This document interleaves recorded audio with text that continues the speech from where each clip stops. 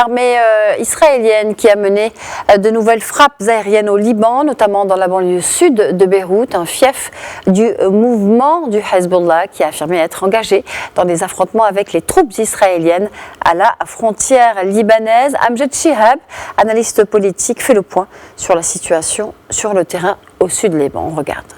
La montée des attaques contre le Liban, aussi à bord de Gaza, il y a encore des crimes qui se déroulent chaque jour. Au moyen, entre 50 Palestiniens, 50 martyrs et 100 martyrs par jour. Ils gardent le même niveau de pression, de chantage contre la résistance palestinienne.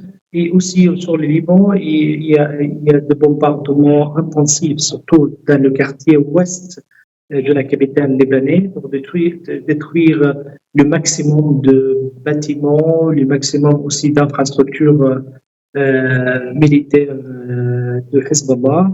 Et au sud, il y a une capacité de réaliser d'avancées tactiques sur les terrains. Il y a une résistance acharnée de la part de Hezbollah qui a reçu des coups durs, qui étaient affaiblis par les assassinats, par l'infiltration de systèmes de sécurité, aussi par la mise d'explosifs dans les appareils Viber de communication entre les membres de Hezbollah. Et aussi, c'était vraiment affaibli par l'assassinat du chef de Hezbollah, Hassan Nasrallah, et beaucoup de leaders politiques et de leaders militaires. Mais malgré tout ça, le Hezbollah continue à résister au sud Liban. Et je pense que jusqu'à maintenant, le Hezbollah a refusé la proposition de se retirer du sud du Liban jusqu'à le fleuve de Litanie en faveur de la politique israélienne.